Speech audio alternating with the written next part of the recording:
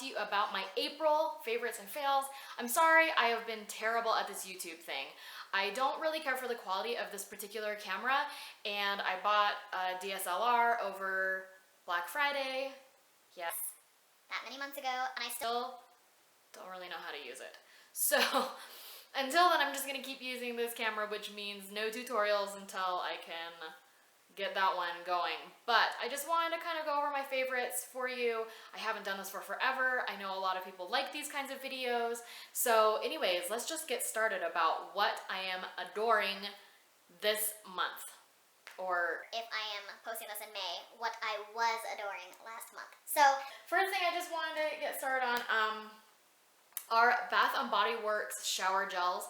I don't know that these are necessarily better than any other shower gel I've used in my entire life, but they are finally cruelty-free, yay! And that made me buy them. So I bought 6 different scents, all from their Hawaiian tropical line. This is Aloha Waterfall Orchid. I took it on vacation with me just the other day and it smells incredible. This one is Tiki Mango Mai Tai, and it's just like, oh my gosh, it's so good. Currently I have agave, papaya, sunset, something like that in my shower, and it smells delicious. And what I love about these in comparison to say like drugstore lashes is that the scent will linger on your skin, so you smell delicious all day long, and who doesn't want that? So I got these on their buy 3 get 3 free sale, and it was an awesome deal. So I love these. Next thing I want to talk to you about is the Skin Food Black Sugar Mask Wash Off. This is a Korean skincare product. As a lot of you know, I have been doing Korean skincare now since late October. I wrote an entire blog post about it and also a news article, and this is like my ride or die product. If somebody said you can only keep one Korean skincare product, I would first of all cry because I'd have to get rid of 9 other products, but I keep this one. And I am out completely. Oh, I have like a little tiny bit left. Maybe I should kind of scrape out the edges until it gets here. I forgot that it actually comes from Korea on Amazon. Some of the products ship and sell by Amazon and some only ship by Amazon, and this unfortunately was one of those. So I ordered 2 backups, but I'm waiting and waiting and waiting and waiting and waiting for them, and my skin is getting gross because I don't have it. This is just an incredibly gentle, awesome face scrub.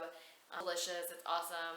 I cannot possibly be a better face sugar scrub out there, and especially for the price, it's so cheap. It's so cheap, I want to say it's less than like $10. Next thing I want to talk about is the Wet n Wild PhotoFocus setting spray. I did a little Wet n Wild haul recently, just got a few of the items that were new for their spring line, and some of them I didn't really love, but I really, really like this. It's inexpensive, it's cruelty-free, it makes my makeup last forever and ever. Even with my super oily skin, I'm just very happy with it, and I will definitely be repurchasing. Next item that I want to talk about is this House of Lashes Lash book. Oh my gosh, I think this lash story is so adorable. I was so excited when they saw that they were going to be releasing it. So inside it will house 10 pairs of your favorite false lashes and then 2 of their miniature adhesives. These are my favorite lash glues for sure. This is their dark one. It's perfect for if you have winged liner and you don't want to have like the lash glue line. And this is just their clear, which is awesome for anytime. My specifically House of Lashes book, I have another one that has drugstore lashes in it, but I just think it's such a great way to store them. It keeps them clean, dust-free, more sanitary. You aren't like walking around your house trying to find them, and it's only $14, and it's so cute. You stand it up and it says Lash Book Volume 1, so that's so cute. Next thing I want to talk about are some brushes. I love my Mikasa Beauty brushes. I love my Sigma Beauty brushes. I recently tried out some of the Wet n Wild, the white and pink brushes, and then some new Morphes, well, new to me, and I have fallen in love. So the Wet n Wild pink and white, these are not that pink and white because they're kind of dirty. There are some hits and misses in this line for sure. The most expensive brush is $2.99, so I purchased the entire set online from their website, and I want to say it was like $28 for the entire brush set. So they're really, really economical. My favorites are the blush brush. It's just really soft. They're all really, really soft, and they're synthetic, so they're vegan friendly, and they're cruelty free. Perfect shape, and I think it just gets just the perfect amount of blush on the apples of my cheeks without getting too out of control. And then this is, they're not labeled on the brush, but it's a flat top kabuki. Flat top foundation brush. I'm not sure what they're calling it. Flat top. And I love it for my foundation. I use it a lot. I've actually been reaching for it a little bit more than my beauty blender, which is shocking. I use it for my foundation. I apply my concealer. I use it for my concealer as well. I even dip it into my powder to set certain areas of my face. This is just a great multitasking brush. And seriously, like $1 or $2, you cannot beat that.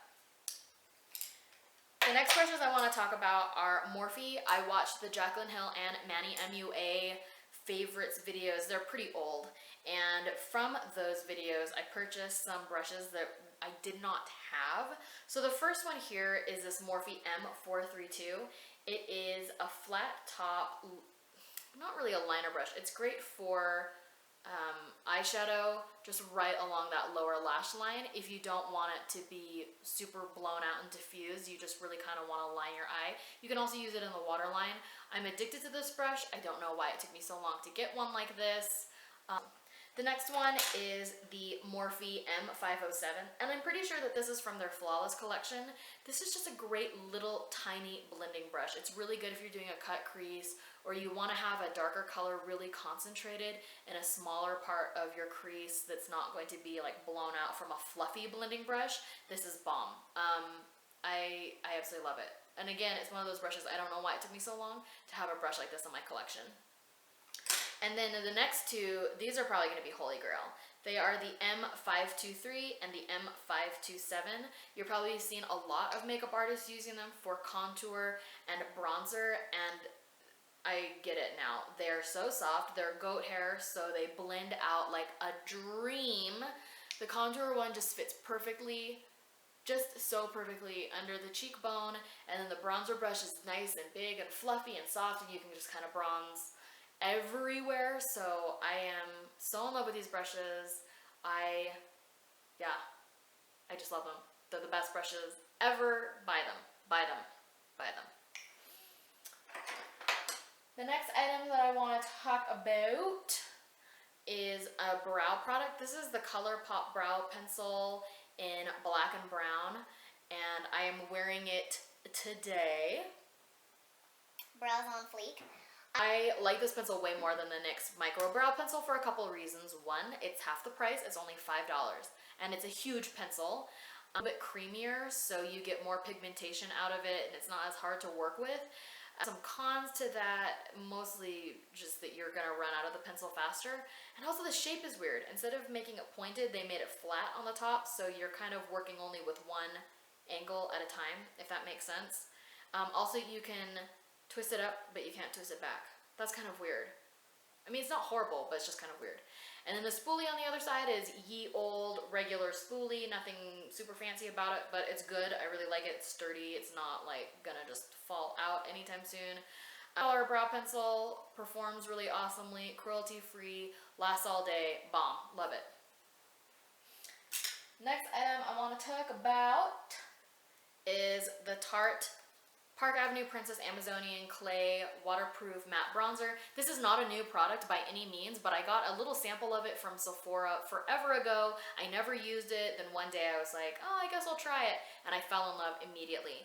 This is not too orange. It's great for fairer skin tones. It has a really good amount of pigmentation without being too over the top. It's what I'm wearing today. I use the Too Faced Chocolate Soleil bronzer as my contour, but this is just a beautiful bronzer that I love to apply all over my face, and you can even use it as a contour as well. So this is such a good bronzer, and the packaging is so cute.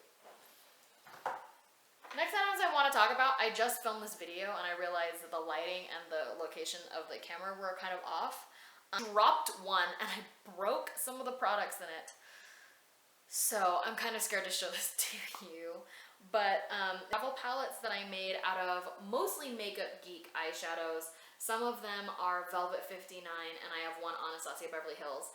It took me so long to get onto the Makeup Geek eyeshadow bandwagon, but shame on me because these are some of the best eyeshadows I've ever used. They're super smooth, creamy, pigmented, easy to blend, and they're $6 a piece. $6. That's so cheap. In this palette, I have an Anastasia Beverly Hills. This is fresh. I have a bunch of Makeup Geek, and then I have some Velvet 59 from their Exotic Lotus palette. They're the kind that like easily pop out for travel. So loving that eyeshadow palette. And then I also made a highlight and contour palette. I just have like a few random eyeshadows. I don't know if you can see, but this is the one that broke. And I'm just really sad. I'm like looking at it. There's a whole bunch of it on the floor. So anyways, these are two single shadows from City Color Cosmetics. This is an Ofra single shadow or highlight. This is Too Faced Chocolate Soleil. The reason it's this shape is because it's out of the Everything Nice palette from 2014 holiday.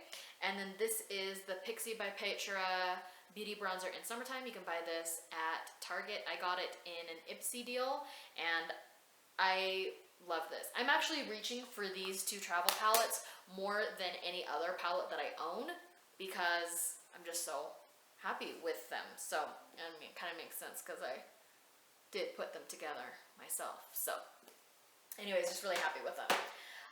Next up is the ColourPop Ultra Satin Lip. This is Spritz from their Spring 2016 collection. It took me a while to get the Ultra Satin Lip because I'm just really, really happy with the Ultra Matte Lip, and I was kind of like, why would I buy this if it's just basically like regular lipstick? It's not quite like regular lipstick. It stains your lips, so even though there is transfer throughout the day, it's long wearing, it's hydrating, and because of that stain, it wears off very gradually and it's not awkward looking. So I love it because of that. This is a gorgeous pink color. I will swatch it right here for you so you can see. It's just really so pretty. This is such a color that I would buy. Spritz, $6, totally and completely worth it. I absolutely adore it. And then the last thing I want to talk about, this is kind of weird, but is the shirt that I got from H&M. This is from their Basics line. I love that it has 3/4 length sleeves. Soft. I own this in 3 different colors. I want to own more of them. And I want to say it's $9.99. These t-shirts are some of my absolute favorite t-shirts I've ever bought in the history of all time. So H&M Basics, $9.99. Get yourself some. Alrighty, so I forgot this the first time around too. These are my last favorites. These are the ColourPop Creme Gel Liners. I know this seems kind of like I'm like doing a ColourPop advertisement or something, but I'm not. These gel liners are incredible. They last so long in the waterline. I have tested them. They last for hours. The waterline is a tricky place to keep eyeliner because it is wet. There we go, waterline, but These will stay in it no matter what, unless you cry. If you cry, then they will kind of wear off. The colors are vibrant. They're only $5 a piece. They're self-sharpening. Let's see. I will just doodle a little right here. So the bright one is Zulu. I've worn that recently. And the black one is Swerve. I like Swerve in the waterline. And then I also like it to tight line above when I'm wearing false lashes to kind of hide the lash band. And what I found is especially great about them is that they don't smudge at all. So because of my eye shape, a lot of times I will get tons of smudgies along the lower lash or the lower eyelid from my upper lid. why you playing me though? Happen with Swerve at all, and it stays on my upper waterline like crazy. And look at how pigmented those are. That's so much pigmentation from a little tiny $5 self-sharpening pencil. So you should buy every single color in this entire line. I am addicted to them. I will never buy another eyeliner again. So now we're gonna move on to the fails. I hate this part. I wish that I never ever had fails, but you know, it happens. So the first one is the NYX Tinted Brow Mascara. I don't really know exactly how tinted brow mascara is supposed to go, but I don't think it's like this. I tried it by itself, I tried it over pencil, I tried it over the dip brow. Every way that I tried it just made it look like I did a horrible, horrible job filling in my eyebrows. Good. The next fail is the NYX Très Jolie liner. And Kathleen Light swears by this. She was saying that it's great in the waterline, and I bought this before I tried the ColourPop liners, and it's twice the price, and it does not stay in the waterline. At least it doesn't stay in mine. Maybe it does in hers, and she's super lucky, but it doesn't stay in my waterline at all. So I'm gonna try to return this to Ulta. And then the last fail is kind of weird because it's similar to one of my favorites. And it is the Ultra Satin Lip by ColourPop in Botanical. I was so excited about this color. It looks so incredible. It is a dud. And I'm kind of curious if this particular one is a dud or if it's the shade in general. For you, you're not going to be able to see how crappy it is when I swatch it. You're going to look at it and you're going to think, Mary, that looks great, but it's not. Here, it's this bright, vibrant orange color. It applies super patchy on the lips. You have to go over it like 1 billion times, and then because you're going over it so many times, when it starts to wear off, it gets kind of crumbly and nasty and awful and gross, and it bleeds into your skin, which I did not get with Swerve ever at all. It didn't stain my lips enough for it to be a gradual wearing off, so as soon as I ate, my lips just looked terrible and dry and cakey and crumbly and just awfulness. Botanical sucks. But Swerve is so good, and I'm definitely going to try other shades. I just am really disappointed with Botanical. Not quite sure what happened there. So anyways, those were my favorites and fails for the month. I hope you enjoyed this video. If you did, give me a thumbs up please and subscribe. I might post another video in the next like 3 years, you never know. So anyways, thanks guys for your support, and I love you, and I'll see you later. Bye!